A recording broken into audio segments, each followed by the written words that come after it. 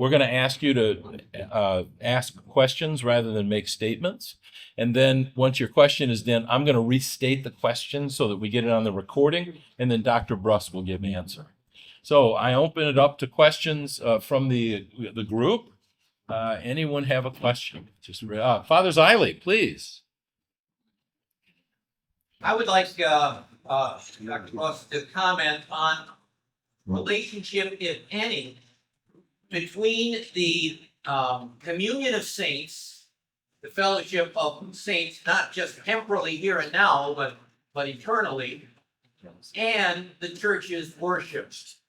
I've always found, and frankly, Zion, as the church that opened my eyes to the connection of our liturgy and the prayers of the church in every century. So any reflections, any doctrinal connection or things to be said about that? So the question was the communion of saints, both on earth and in heaven, in the divine service.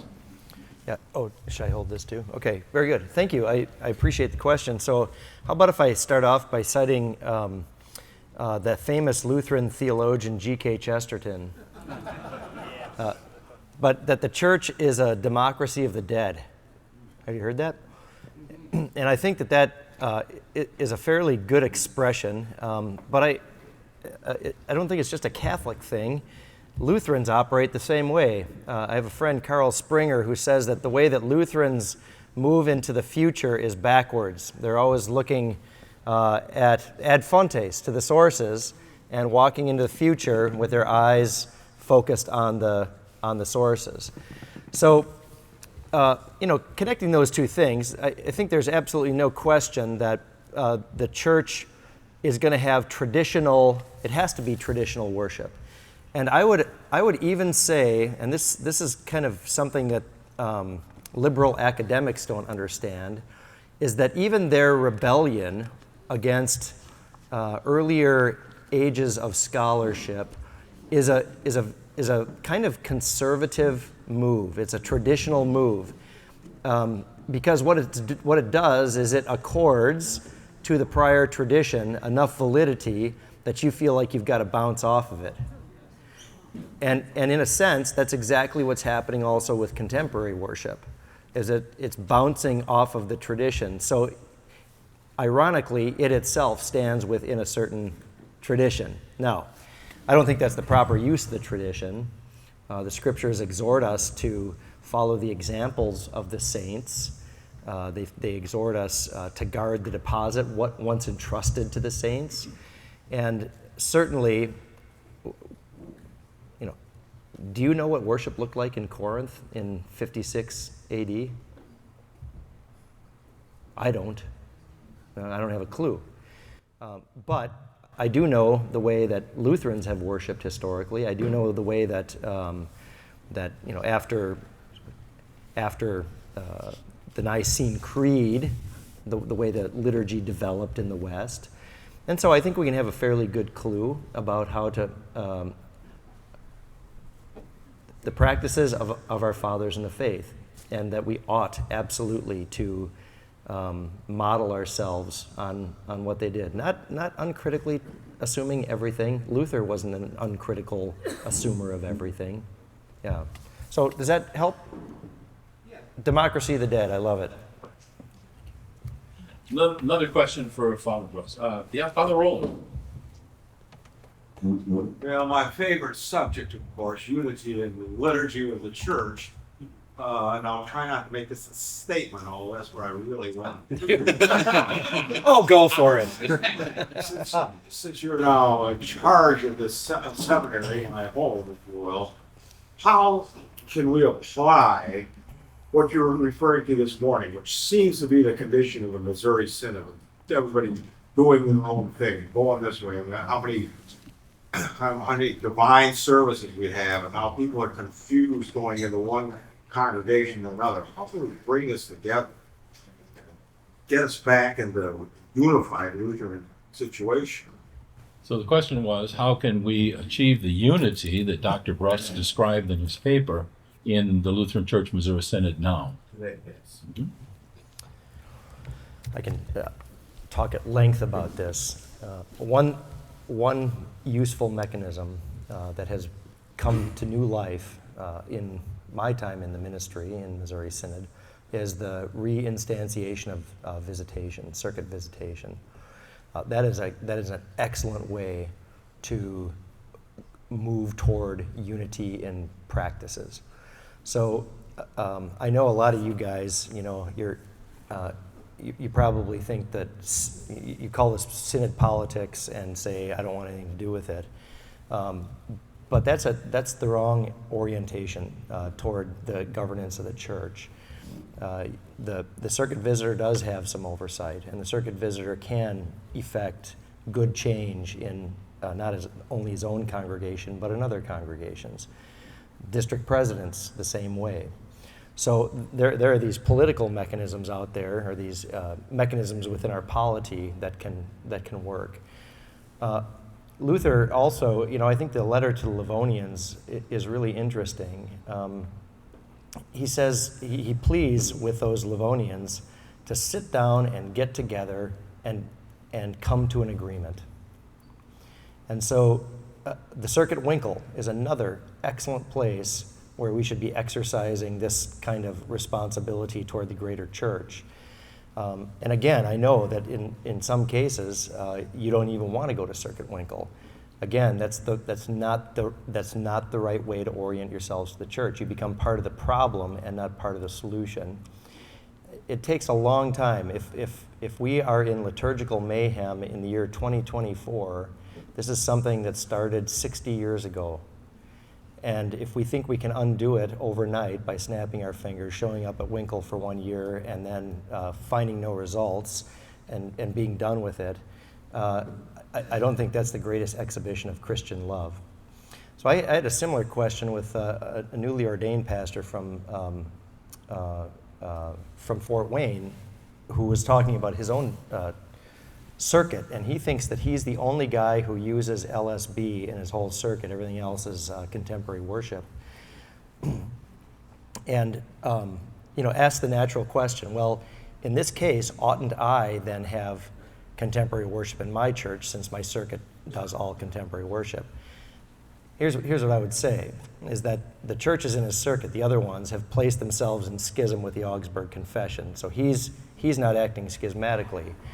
But I did suggest to him, if you're a liturgical guy, DS4, Divine Service Setting 4, is probably not your favorite. But what if you could get everybody in your circuit to use DS4? Would you do it?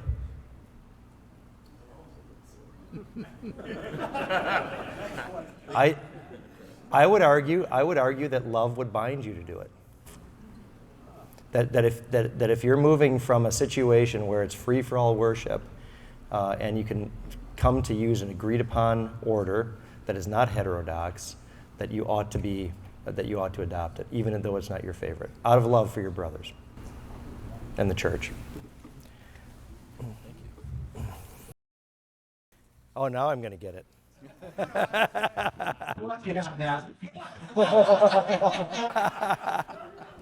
I have a lot I could say about it, but I agree with the principle. I'm not sure that Divine Service 4 is actually worthy, but that's a more difficult question. We do have to sacrifice our egos. I wanted to ask you about, I guess, just a response. So I thought your paper was great, and I liked Father Braden's idea. It'd be great if everybody in the Missouri Synod heard that paper. My suspicion is everybody in the Missouri Synod would agree with that paper. Because when it's left at a kind of abstract level, which we need to start with principles, but I find so often is that it's so difficult to talk about this in a way that's meaningful, because I'm talking to somebody who's doing things I think are egregious, and when I try to talk about it in the way you talk, they're like, yeah, right? They agree with me. They agree with me, but they mean different things. Right? How do we sort of move this to a point where it's not just pretending we have unity because we said that we did, and we agree in an abstract way? So it's related to what you were already talking about. So the question deals with how do we talk about unity together with people who think that they are already keeping the formula and the Augustana, but aren't. And where do we arrive at a common language? Is that fair? And Father Peterson is for love and against ego. He said it. I have given a similar paper in several other venues, okay? And interestingly enough, it is not widely accepted, okay? So I think that I mean, at the conclusion, right, the conclusion is we owe it as Missouri Synod Lutherans to sing out of the same darn hymn book for each other. And it doesn't matter where you are in the country. And it is the case that a great many of our congregations don't even know what the hymn book looks like, right? And so when that's heard, it does sound an alarm. Now, I'm not sure what kind of particular situations you're talking about where people are hearing agreement, hearing a paper like this and saying, oh, of course, we all agree, when there are as you say, egregious variations. Can you give me an example of that? I mean, that might help. Using grape juice instead of wine for Holy Communion. All right, so the example given was using grape juice instead of wine for Holy Communion. Good. I mean, that should, well, no, I mean, that one should occasion a talk, right? And it should be an easy talk to have, I would think. So could a guy who otherwise has a pretty solid liturgical practice, but uses grape juice for some people in his congregation instead of wine, could he hear this and say, oh yeah, I'm totally on board with what I just said? And you're suggesting yes. I would concur that he probably could think that. So again, this is a matter of getting to know your brother's practice and talking to your brother in a fraternal way about what he's doing. That's all I'd say. It takes work. I mean, there's no decree that's going to make this work. There's no potato masher that's going to make this work. What it takes is men of goodwill going out to their brothers and saying, brother, let us sit down and reckon together. My experience, congregations with strong contemporary worship programs or want to have them, the office of the pastor has been diminished in his role when it comes to the worship service, where the worship team or worship leaders and other functionaries from the congregation see their role and their ministry, and the pastor seems like an adjunct, like a chaplain to a group of campers or something. And that is my direct experience. I'm not saying that abstractly. And since I retired last year, I was able to become a visitation pastor, third string at a liturgical congregation. And I have discovered that for the majority of my ministry, I allowed things to happen simply because I didn't take responsibility for whether we're going to do divine service 1, 2, or 3. I tried to tweak things here and there and persuade, but I didn't use the authority of my office with what I believed was right. And I went to Fort Wayne and I graduated in 91. And so I went to that seminary long before you were the president there, Dr. Bruss. But the point being, even if you go to the right seminary, so to speak, once you're out in the parish, there's a co-wo leader just waiting to wrap you around her, most of the time, little finger, and will do so with energy, and will then cause you problems within the congregation. And I saw it, and I tried to manifest peace. And I began to hate myself after 20 years in the place. I just didn't want to look in the mirror and go out and lead another service. Leading, it felt more like, oh, I'm glad I'm here. So all I'm saying is that the paper you wrote was very enlightening, but I agree with Father Peterson that someone could read that and go, oh, okay, I'm good. Because I'm like Luther, I wanted freedom, and I'm using freedom. Or you want to go the other way? I'm a Gottesdienst man. We're going to have accountability, and we're going to work within the parameters.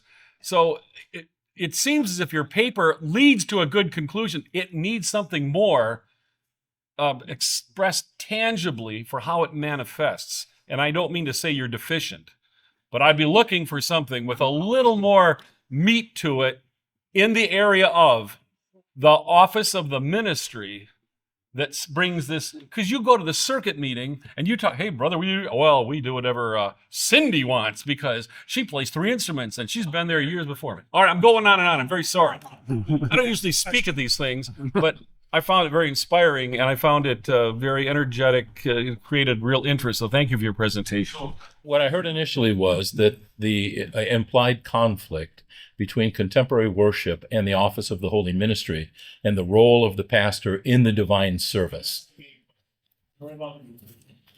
Good. I heard a couple other things there too, so I'll pick a few of the other ones up.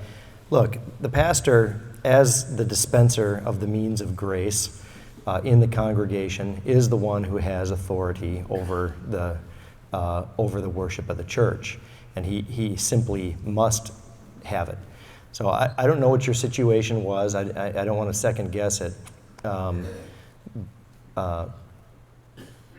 Pastors need to learn how to use their leadership to bring about positive change or maintain the course that's already salutary in their congregation. And when they relinquish it, it's on their head. It's not on Cindy's head. Cindy's just trying to love Jesus, and the pastor needs to show her how to love Jesus instead of getting turned around the other way. There was something else too. You said your paper was deficient. Oh yeah, the paper was deficient. That's right. All right. So, what's your name and address? Better yet, where are you on Facebook? No, so maybe apparently I wasn't clear enough in the paper. I mean, this paper has said that there is freedom. In freedom, groups of Christians adopt one practice and join together in using that one practice. So freedom is used to seek uniformity. That was the thrust of the whole thing. So I'm sorry if that wasn't clear, then I do have to redraft it. But I have a question. You've suggested that pastors have a role within their winkle or within their own peers to affect to help bring this about. We've heard the idea of the pastor having authority in the congregation. What about oversight from district presidents, the synod president? I mean, historically, we've had supervisors. We didn't have sort of guys just saying, do whatever you want. There is a supervisory role, even in the Missouri Synod. And what do you think their role is in all of this? I think their role is clear, and I think that they, again, I would start with the circuit visitor, ascend to the district president, and finally the synod president. It's one thing to start off in Saxony in 1580 with a shared church order. It's another thing to be Missouri Synod in 2024. How do you stuff the what's the word? Whatever back into the bag, right? That's the issue, and it's going to take time. And so, I was blessed to be a circuit visitor for 8 years or something like that. Worked really, really hard in vacant congregations or in troubled congregations to help them more fully embrace their identity as children of the Augsburg Confession. And you're never gonna get them finally to where you think they ought to be. But if you can move them incrementally, this is a huge, huge thing. So there is that role. I don't know if you're asking whether I think synod presidents ought to take guys off the roster for certain practices. I don't even want to answer that question. Why did I bring it up? No, I don't know if I want to answer it right now. I do think if it's taken 60 years to get here, it's going to take us a long time to get back to where we ought to be, and we should be patient and loving toward one another, but really lean into it. Really lean into it. Thank you. Yes, I was wondering if you could expand on the concept of freedom as Luther, Melanchthon, and such would have used it, as opposed to often how we talk about freedom today. Okay, the question was, could you talk about the meaning of freedom as opposed to today, and the difference being when Melanchthon, the confessors used it? And then modern day use. Yep. I don't know if I can make a massive statement about, 4 centuries or 5 centuries of difference. Clearly, in these liturgical writings, when Luther's talking about liberty and freedom, what he is talking about is the utter freedom of the conscience before God for the sake of Christ, so that whatever I do or don't do in this life, whether I eat meat or don't eat meat, does not affect my salvation before God. I have a clean, free conscience before God because the blood of Christ covers me and cleanses me from all sins. That translates into life, actually, where there are certain things that I'm simply not obligated to do. I am not obligated, nothing in the Word of God obligates me to kneel when I receive the sacrament of the altar. Nothing at all. And as soon as I make a law out of that, I've turned something that's free into something that's obligatory. And what Luther is saying in this set of arguments is it's things like that, whether you kneel or not at the rail, whether you use the Gloria in excelsis et in terra pax or not, those are all free. God has not set those down in stone. But then what we do is we use our freedom in regard to those things in love. And that's what leads to the uniformity of practice. Does that, Pastor Coates, have I? Yeah, it isn't just freedom to do whatever you want. Not utterly. It's directed in a sense. Not utterly. It's the paradox that we get in the freedom of a Christian man, right? He's a free Lord over all things and a servant to everybody simultaneously. This is where we live. Thank you. Who had a hand up again? Please, Father. I just wondered, what do you think seminaries have to do with this fostering unity? You're the new president of my seminary, and I'd just like to kind of hear you about what can the seminaries do. We got 2 of them in the United States, 1 in Canada, I guess. But are you guys talking together? Are you guys working together? So the question was, what is the role of the seminaries in bringing this unity to our synod? It's a clear part of formation, right? And this is a big part of the argument for residential education. Instead of forming guys kind of idiosyncratically off at Gloria in excelsis Lutheran Church in some remote place, we bring them together, both St. Louis and Fort Wayne, bring them together to be formed together by the church for the sake of the church. Now, I do think that we certainly are talking together with St. Louis. There are great relationships with St. Louis. So Dr. Egger and I are on very friendly terms. I'm going to have dinner with him 2 nights from now at his house. But starting conversation between the 2 seminaries is going to be critical. I think that there's a great deal of unity leaving our seminary. That the kind of uniformity in practice that I countenance, that would be the desired thing of every one of our graduates. Not that they can always pull it off when they get to their church. They got some work to do. I'll leave it there. Yep. Yeah, thank you. Well, okay, take one more real quick. Go ahead, please. So we spoke extensively about contemporary worship and how that relates to your paper. I'd like to maybe go the other way and make everyone hate me. But you said in no uncertain words that the Lutheran Church Missouri Synod owes it to each other to, and I quote, sing from the Sang Deng hymnal, end quote.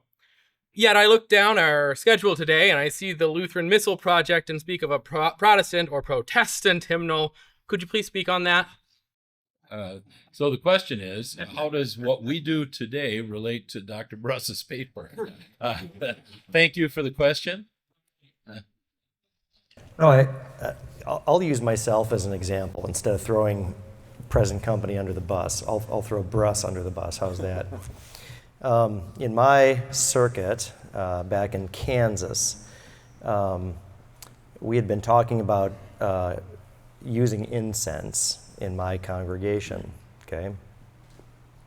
And the congregation was absolutely interested in it.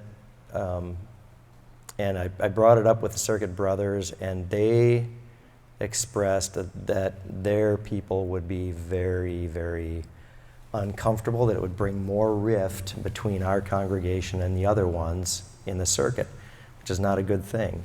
So we stalled it. We stalled it for 2.5 years until we had been able to talk through this with everybody, after they had been able to talk through this with their own people. So I think a great deal of caution needs to be exercised in what I would call ramping up on the liturgical side. There is a point, I think, in this is awful because it's so subjective, but there is a point at which you strike beauty in the conduct of the service. And can you add more beauty? Sure. Do you have to? Well, if it's going to cause friction, not in your own congregation, but with other congregations around, I think it's unhelpful. I also didn't want to turn my congregation in Topeka, using a censor, into an excuse for contemporary worship churches to say, well, look, see what those guys are doing, that no one else does that, so why can't we do this stuff that we want to do? So I'm cautious in that regard. I love what we're doing here, and hopefully that anecdote helps you see how I would think about that as a pastor. Thank you, Dr. Bruss.